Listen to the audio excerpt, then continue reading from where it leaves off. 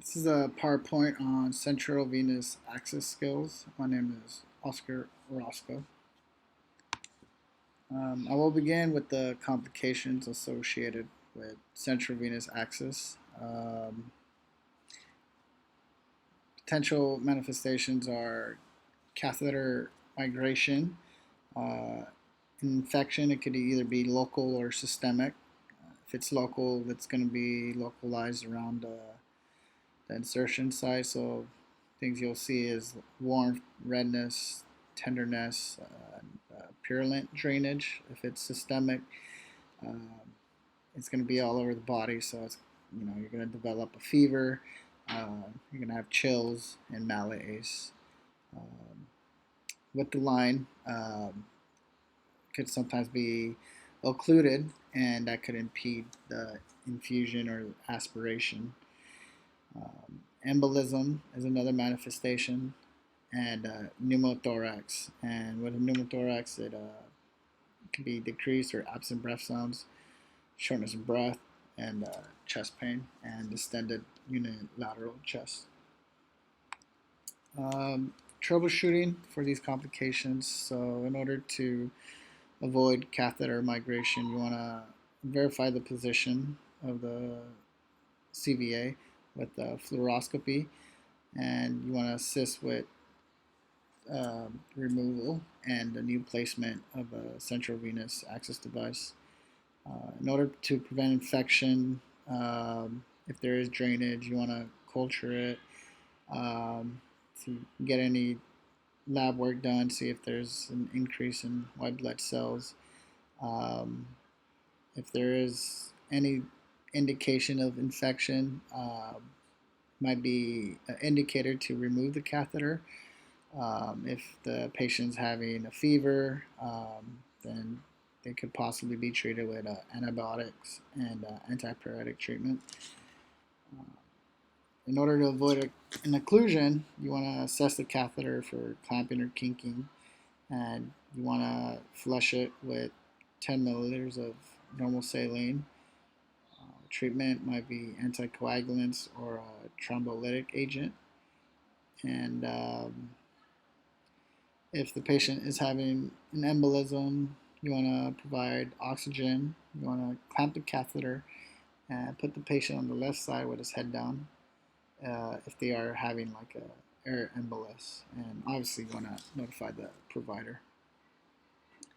Pneumothorax, you want to put the patient in a semi-Fowler's position and provide oxygen, and you want to start preparing for a chest tube insertion.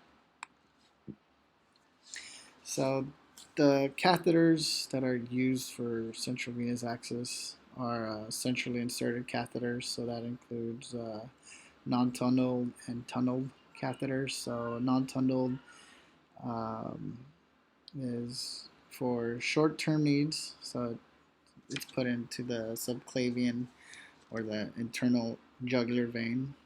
Tunnel catheters are surgically placed, and they're tunneled through the subcutaneous tissue for long term. Peripherally inserted central catheters are inserted into the vein in the arm, and usually the basilic is probably the best one because it's has the largest diameter of the veins. And the only thing is, there is an increased risk of developing infection, deep vein thrombosis, and phlebitis. Implanted infusion ports. So this is a titanium plastic reservoir, and it has silicone septum, self-sealing, surgically planted on the upper chest. So it seals itself after continuous punctures. And usually you use like a Hoover needle to access the port. Uh, Contraindications for central venous access includes trauma to the local anatomy, so that can include anywhere in the upper torso, infection of the insertion site, uh, thrombus with the intended vein or hemorrhage, coagulopathy, proximal vascular injury, so injury above the insertion site, and patients who are being combative. It's obviously an invasive procedure, and having a patient who is combative would not make it any easier to try to get any catheters into their vein. The first skill is accessing an implanted port. So the purpose is to deliver fluids, medication, medications such as chemotherapy, and you could draw blood. Supplies needed is listed on there, and the steps is you want to apply topical anesthetic gel on the insertion site 30 minutes to an hour prior. You want to assess the implanted port and palpate around the port, over the port. You want to don a mask and prepare supplies via surgical asepsis, and you're going to be using sterile gloves. You're going to prepare and prime the access cap, extension tubing, and Huber needle and leave syringe attached. You're going to cleanse the access site with antiseptic, and you're going to allow it to air dry. You want to ask the patient to turn their head away, and you want to immobilize the port with your non-dominant hand. And then with your dominant hand, you want to stick the needle 90 degrees in a 90-degree angle until you hit the back of the port. You're going to pull the syringe plunger back to check for blood return and flush it with normal saline, 10 milliliters. You're going to clamp the tubing and disconnect the syringe and leave the injection cap in place. You're going to cover it with a sterile transparent dressing over the needle, and you're going to complete it with a dressing label. Next one is drawing blood from an implanted port. And the purpose of this is to obtain a blood sample and avoid frequent venipunctures of a patient who requires many blood samples.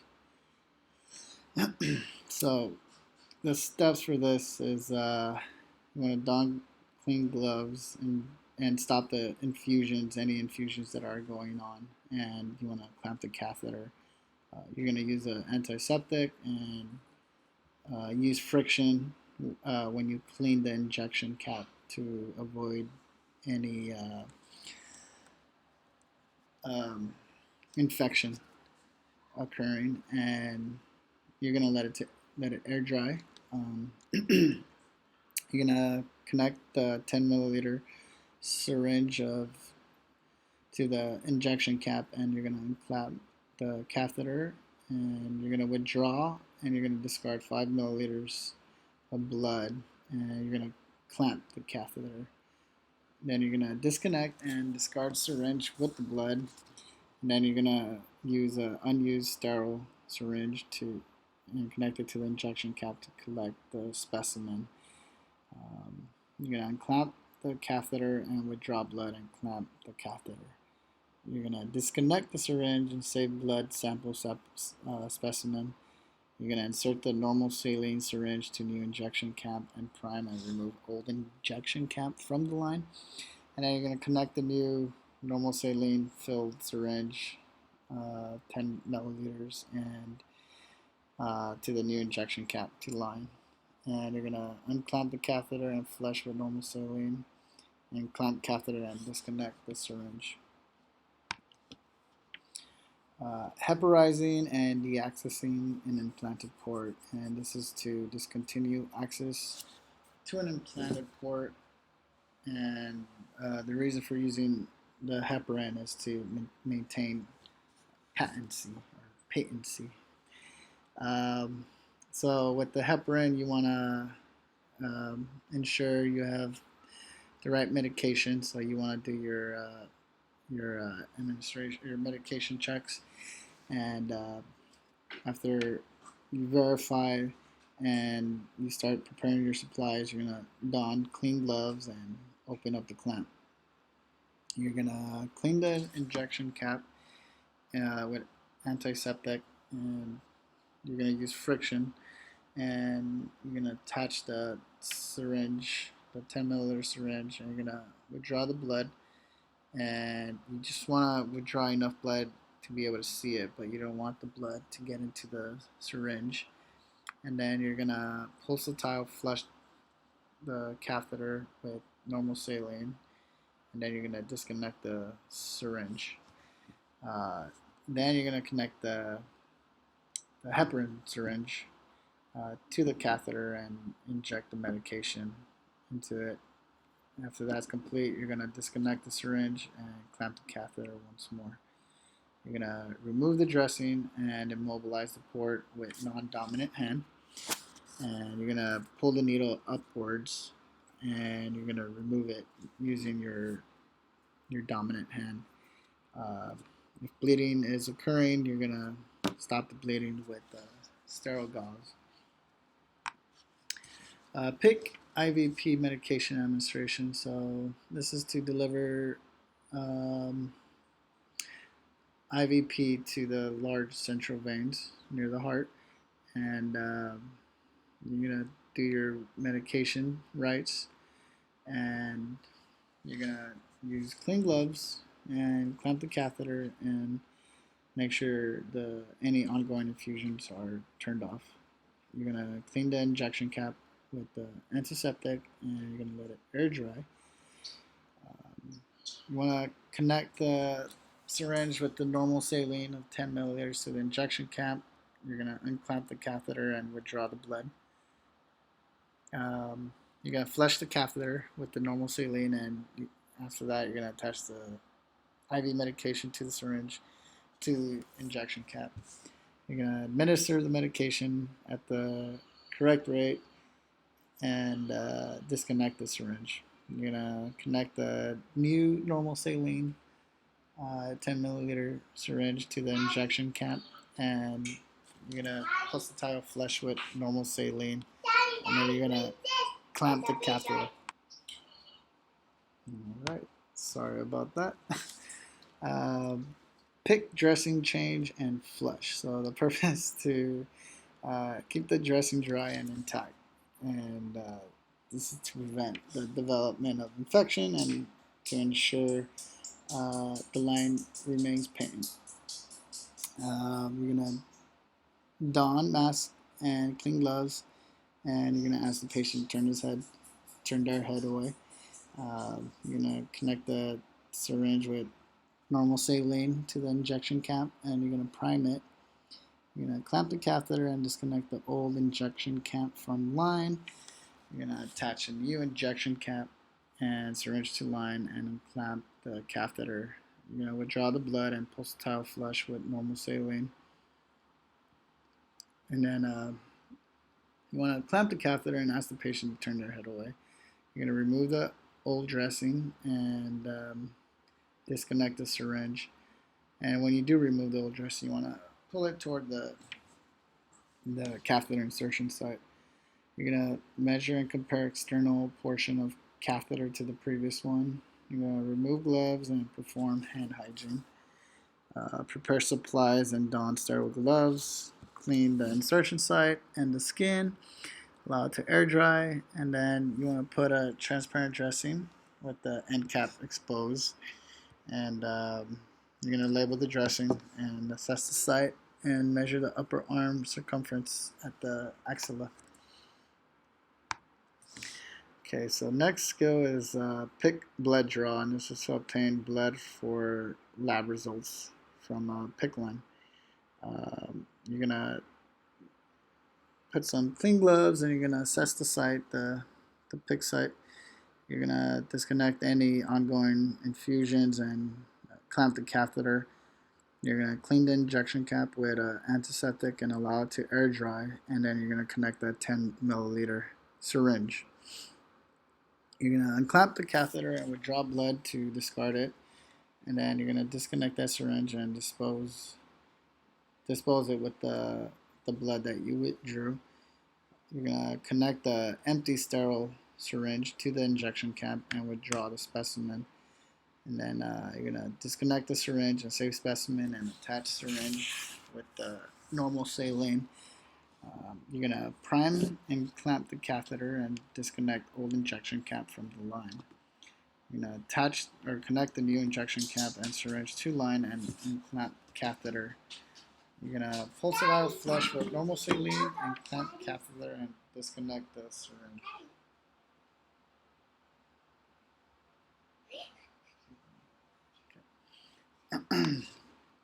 CVC TPN administration. So this is to administer TPN via the central venous catheter to nourish the patient. You're gonna don clean gloves and clean injection cap with antiseptic and let it air dry. You're gonna connect the syringe, normal saline to the injection cap and unclamp the catheter. Withdraw blood and flush catheter with normal saline. And then you're gonna clamp the catheter and disconnect the syringe. And then you're gonna check the TPN order and prime the IV tubing and filter with TPN. You're gonna set up the IV pump with TPN and attach IV tubing to injected cap and secure. And then you're gonna unclamp the IV tubing and catheter and start the IV pump. Next is the CVC IVP medication administration. So this is to administer the IV medication via the central venous catheter. And steps for this is you're gonna check the rights of administration for medication. You're gonna don some clean gloves, turn off any infusions, just like the past skills, and then you're gonna clamp the catheter. You're gonna clean the injection cap with the antiseptic, well, to air dry, and then you're gonna connect the syringe, 10 milliliters, with normal saline to the injection cap and unclamp catheter. And then you're gonna withdraw the blood and flush catheter with normal saline. You're gonna attach IV medication syringe to injection cap and administer medication at correct rate. Disconnect syringe and connect new normal saline syringe to injection cap and flush the normal saline and clamp the catheter and disconnect the syringe.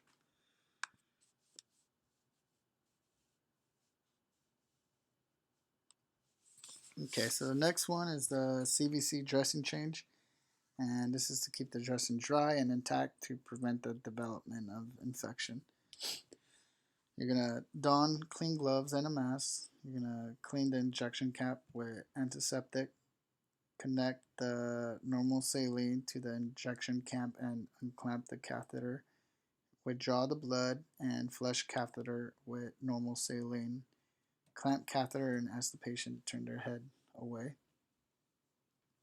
You're going to remove the old dressing toward the insertion site and remove the antimicrobial patch if it's present. You're going to assess the site and remove the gloves and keep your mask on. You're going to perform hand hygiene, and then you're going to prepare the supplies, and you're going to don sterile gloves and clean the insertion site and skin under the catheter, and you're going to allow it to air dry. And then you're going to apply the transparent dressing and complete a dressing label. The last skill is the CVC removal, and this is indicated when treatment is no longer needed. So you're going to prepare supplies and lower the head of the bed, and this is to prevent the development of an air embolism. So they normally patients should be in the supine. When removing, you're gonna don clean gloves and mask and clean the injection cap with the antiseptic. You're gonna connect the 10 milliliter syringe to injection cap and unclamp the catheter. You're gonna withdraw 3 to 5 milliliters of blood and clamp the catheter. And then you're gonna disconnect the syringe and ask the patient to turn head away. Remove the old dressing, and you're going to keep your mask on and remove gloves and discard. Perform hand hygiene and don sterile gloves. Clean the insertion site and cut any sutures if there are any. With your non-dominant hand, you're going to hold the gauze dressing proximal to insertion site. With your dominant hand, you're going to hold the catheter and ask patient to take a deep breath and hold it. And you're going to pull the catheter out in a quick motion and apply pressure distal to the insertion site. Apply gauze to stop the bleeding. Uh, patient teaching for central venous access. You want to teach your patients to wash their hands effectively to prevent the risk of infection, since it's an invasive procedure. You want to tell them about the signs and symptoms of infection, such as redness, tenderness, swelling, warm, and you want to tell them to be able to find out when to talk to the doctor. You want to educate them on the care and protection of the devices and any restrictions, such as not submerging into water if you have a PICC line. And you definitely want to teach them too about sterile technique, and you want to educate the patient on flushing and troubleshooting complications.